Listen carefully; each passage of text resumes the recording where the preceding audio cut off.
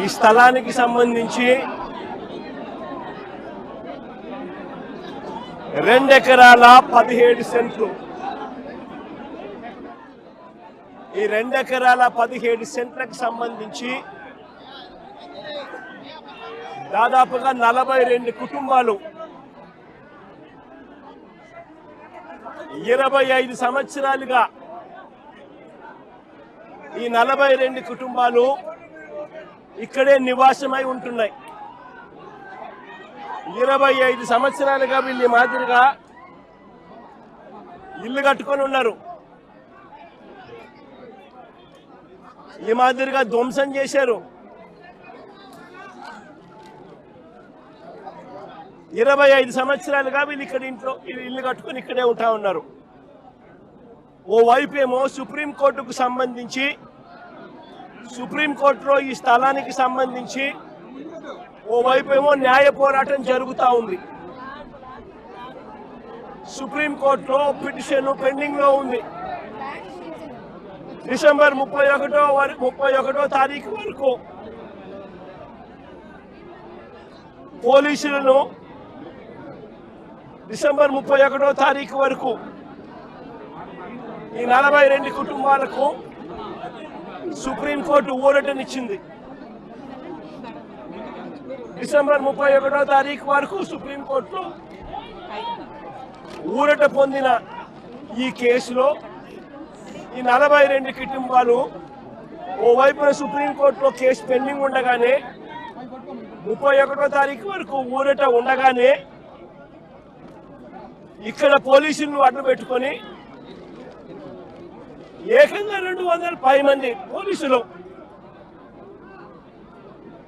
ఇక్కడ వచ్చి ప్రైవేట్ పార్టీకి మద్దతు తెలుపుతూ ఈ 42 ఇళ్లకు సంబంధించిన బాధితులను నిర్దాక్షిణ్యంగా వాళ్ళ ఇంట్లో ఉండగానే వాళ్ళ ఇళ్ళన్నీ కూడా పగలగొట్టడం జరిగింది. వీళ్ళందరినీ రోడ్డును పడేయడం జరిగింది. నేను అడుగుతా ఉన్నాను, ప్రభుత్వ పెద్దల ప్రమేయంతోనే వారి సహకారంతోనే వారి ఆశీస్సులతోనే ఇంత అకస్మాత్తుగా సుప్రీంకోర్టులో డిసెంబర్ 31వ తారీఖున వరకు గడువు ఉంది అని తెలిసినా కూడా అధికార దుర్వినియోగం చేస్తూ వీళ్ళందరినీ రోడ్డు పాలు చేయడం జరిగింది. నేను అడుగుతా ఉన్నాను ఇక్కడే, అయ్యా చంద్రబాబు గారు, ఈ 2 ఎకరాల 17 సెంట్లకు సంబంధించి వీటి విలువ ఎంత అని చెప్పి నేను ఇక్కడ అడిగా. ఎంతక్క ఇక్కడ దీని విలువ? ₹1 కోటి ప్లాట్ అండి. అందరి ₹1 కోటి పైనే ఉంది. 250 కోట్లు. దాదాపుగా ఈ 2 ఎకరాల 17 సెంట్లు వీళ్ళు ఇల్లు కట్టుకొని ఏదైతే ఉంటా ఉన్నారో కరెంటు మార్కెట్ విలువ దాదాపుగా 150 కోట్ల పైచిలుకోట. 150 కోట్ల పైచిలుకు గల ఈ ప్రాపర్టీకి ప్రైవేట్ వ్యక్తులు దీంట్లోకి ఎంటర్ అయ్యారు. 2016లో, అంటే అప్పుడు కూడా చంద్రబాబు నాయుడు గారు ముఖ్యమంత్రిగా ఉన్నప్పుడే, 2016లో ఒక 1981 సంవత్సరం డేటెడ్గా 2016లో ఒక ఫేక్ సొసైటీ పెట్టడం జరిగింది. తప్పుడు డాక్యుమెంట్లతో 2016లో 1981 డేట్తో ఒక తప్పుడు సొసైటీ క్రియేట్ చేసి మొత్తం డాక్యుమెంటేషన్ అంతా కూడా ఈ 150 కోట్ల ప్రాపర్టీని కాజేయడం కోసం అడుగులు పడ్డాయి. వీరందరూ చంద్రబాబు నాయుడుతో సన్నిహితులు. నారా లోకేష్ గారి ఇన్వాల్వ్మెంట్, లోకల్ ఎంపీ కేశినేని చిన్ని పూర్తిగా పూర్తిగా ఇన్వాల్వ్ అయి ఉన్నారు. ఇక్కడ కార్పొరేటర్ కూడా జనసేన పార్టీకి సంబంధించిన కార్పొరేటర్ కూడా ఒక ఆయన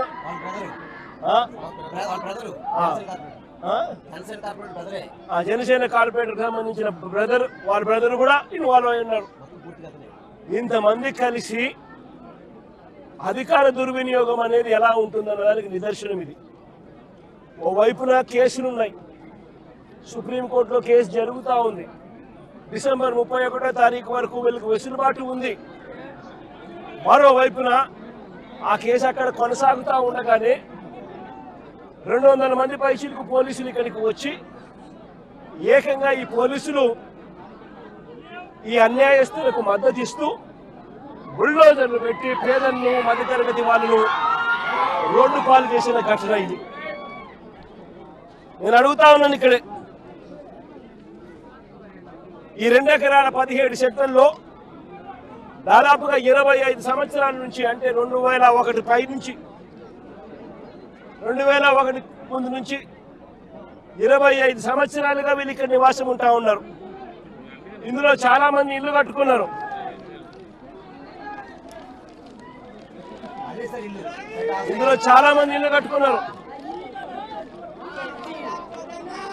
ఈ ఇంటికి సంబంధించి, ఈ ఇళ్లకు సంబంధించి Vijayawada municipal corporation building plan approvals ఇచ్చినారు.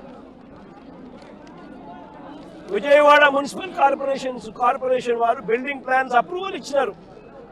ఈ ఇళ్లకు కరెంట్ కనెక్షన్ ఇచ్చినారు, డ్రైనేజ్ కనెక్షన్ ఇచ్చినారు.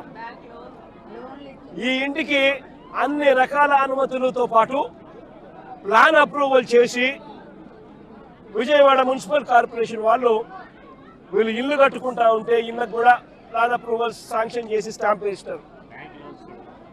మరోవైపున బ్యాంకులు వాళ్ళు డ్యూ డెలిజెన్స్ పూర్తి చేసి వీళ్ళందరికీ లోన్లు కూడా ఇచ్చినారు. ఇక్కడ ఉన్న వాళ్ళు దాదాపుగా ఒక్కొక్కరు 20 లక్షలు 25 లక్షల రూపాయల పైన వీళ్ళంతా కూడా లోన్లు కూడా తీసుకుని ఎన్నో సంవత్సరాలుగా వీళ్ళు ఈఎంఐలు కూడా కడతా ఉన్నారు. మరి నేను అడుగుతా ఉన్నా, స్థలం వేరొకరిదే అయితే రిజిస్ట్రేషన్ మీరు ఎలా చేయించారు అని అడుగుతా ఉన్నా. స్థలం వేరొకరిదే అయితే బిల్డింగ్ అప్రూవల్ ప్లాన్స్ ఎలా ఇచ్చారు అని అడుగుతా ఉన్నా. స్థలాలు వేరొకరివే అయితే ఈ ఇళ్లకు కరెంటు, డ్రైనేజు, ఇతర కనెక్షన్స్ అన్ని ఎలా ఇచ్చారు అని అడుగుతా ఉన్నా. వేరొకరిదే ఈ స్థలం అయితే వీటికి ఇక్కడ ఉన్న వాళ్లకు బ్యాంకు లోన్లు ఎలా ఇచ్చారు అని అడుగుతా ఉన్నా. రిజిస్ట్రేషన్లు చేశారు, బిల్డింగ్ ప్లాన్ అప్రూవల్స్ ఇచ్చారు, అన్ని రకాల పర్మిషన్స్ ఇచ్చినారు. చివరికి వీరికి బ్యాంకులు వాళ్ళు లోన్లు కూడా ఇచ్చాయి, వాళ్ళ డ్యూ డెలిజెన్స్ పూర్తి చేసి. మన ఇన్ని సవ్యంగా ఉన్నప్పుడు ఇది ఏ రకంగా గవర్నమెంట్ ముందుకు వచ్చి వీళ్ళకి ఎటువంటి న్యాయము చేయాలి అని కనీసం ఆలోచన కూడా లేకుండా, ఎటువంటి ముందస్తు నోటీసు కూడా ఇవ్వకుండా వీళ్ళ ఇళ్లలో ఉండగానే 200 మంది పోలీసులు పైచిలకు వచ్చి ప్రైవేట్ వ్యక్తులకు మద్దతు ఇస్తూ పొక్లేన్లు పెట్టి, జేసీబీలు పెట్టి, బుల్డోజర్లు పెట్టి ఏకంగా బిల్డింగులు పక్కన జరిగింది. నేను అడుగుతా ఉన్నాను, వీళ్ళు చాలా మంది చెప్పడం కూడా జరిగింది, ఈ స్థలాలు మళ్ళీ కొనుగోళ్లు జరిగేటప్పుడు కూడా, క్రయ విక్రయాలు జరిగేటప్పుడు కూడా పలు సందర్భాలలో ఇక్కడ వాళ్ళంతా కూడా పేపర్లో అడ్వర్టైజ్మెంట్లు కూడా ఇచ్చినారు. ఎవరికైనా అభ్యంతరాలు ఉంటే తెలియజెప్పాలి అని చెప్పి పత్రికా ప్రకటనలు కూడా ఇచ్చారు. పత్రికా ప్రకటనలు ఇచ్చినప్పుడు కూడా ఎవరు కూడా అభ్యంతరాలు ఎక్కడా కూడా వెలుబుచ్చలేదు. అలాంటిది 25 సంవత్సరాలుగా వీళ్ళు ఇక్కడే ఇలాగే ఉంటే వీళ్ళను బుల్డోజర్లు పెట్టి ప్రైవేట్ వ్యక్తులకు మేలు చేసేందుకు ఈ 150 కోట్ల పైచిలకు ఇవాళటి వాల్యూలో 150 కోట్ల పైచిలకు వాల్యూ ఉన్న ఈ ప్రాపర్టీని కబ్జా చేసేందుకు ఏకంగా చంద్రబాబు నాయుడు, ఆయన కొడుకు, ఆయన పార్టీకి సంబంధించిన ఎంపీ, జనసేన పార్టీకి సంబంధించిన కార్పొరేటర్లు ఇంతమంది ఒకటై పేదలను నిస్సహాయాలుగా ఈరోజు రోడ్డు మీద నిలబెట్టించారు. నిజంగా నేను అడుగుతా ఉన్నా, ఈ ప్రభుత్వం అన్నది పేదల తరపున ఉందా అని.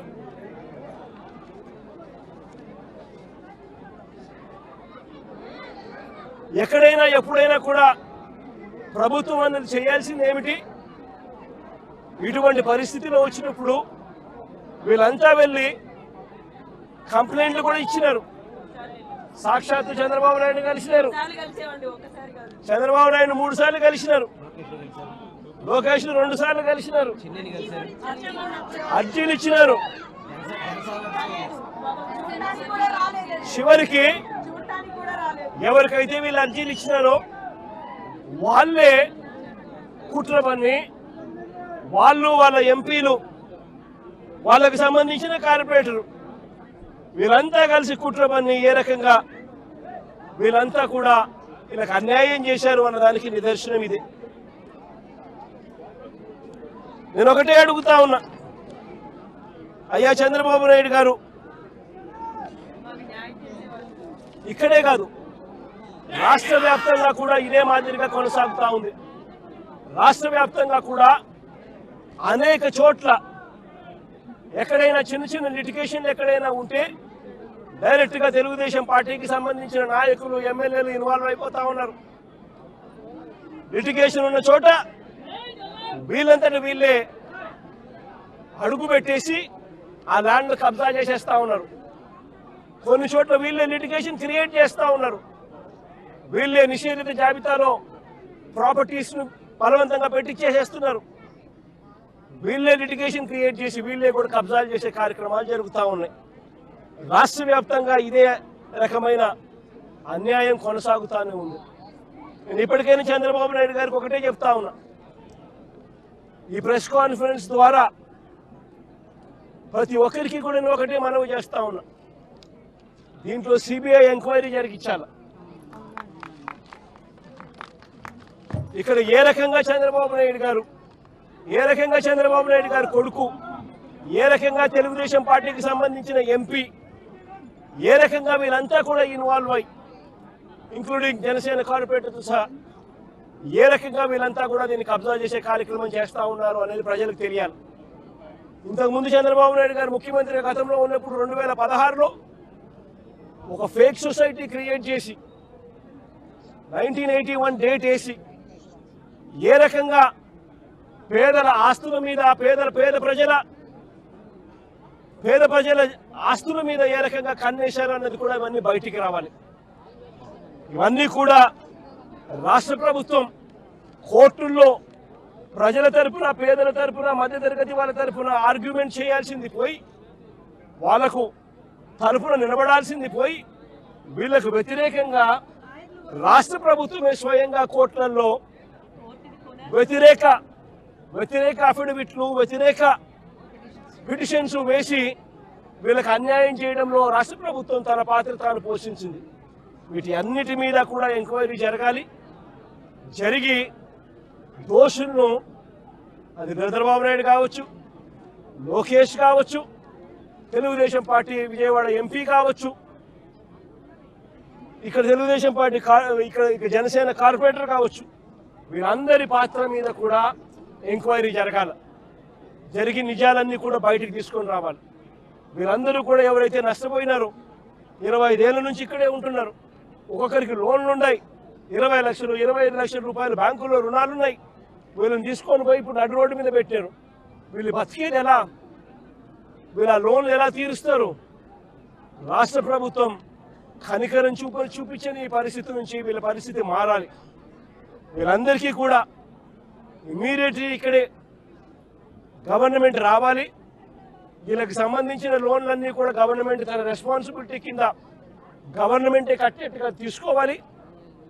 నష్టపోయిన వీళ్ళందరికీ కూడా ఇక్కడే స్థలాలు ఇస్తారా, లేకపోతే ఇలాంటి స్థలమే ఇంకో చోట ఇచ్చి ఇంకో ఇల్లు కట్టించి వీళ్ళకి న్యాయం చేస్తారా అన్నది గవర్నమెంట్ డిసైడ్ చేసుకోవాలి. నేను చంద్రబాబు నాయుడు గారు గట్టిగా ఒకటే చెప్తా ఉన్నా, అయ్యా చంద్రబాబు, నువ్వు గన ఈ కార్యక్రమం చేయకపోతే రేపొద్దున మా ప్రభుత్వం వచ్చిన తర్వాత, వైఎస్ఆర్సీపీ ప్రభుత్వం వచ్చిన తర్వాత ఖచ్చితంగా చెప్తా ఉన్నాను, ఇదే ఎంక్వైరీ మేమేస్తాం, ఇదే ఎంక్వైరీ మేమేస్తాం. మిమ్మల్ని కోర్టు ముందర దోషులుగా నిలబెట్టడమే కాకుండా వీళ్ళందరికీ కూడా, బాధితులందరికీ కూడా కంటికి రెప్పలా మేమంతా కూడా కాపాడుకుంటూ, వీళ్ళందరూ కూడా ఎవరైతే నష్టపోయినారో ప్రతి ఒక్కరికి కూడా ఆ నష్టంలో ప్రభుత్వం భాగస్వామ్యమై వీళ్ళందరికీ తోడుగా ఉంటుందని చెప్పి బాధితుల తరపున మీ జగనన్న మాటిస్తా ఉన్నాడు అని చెప్పి ప్రతి బాధితుడికి కూడా నేను చెప్తా ఉన్నాను.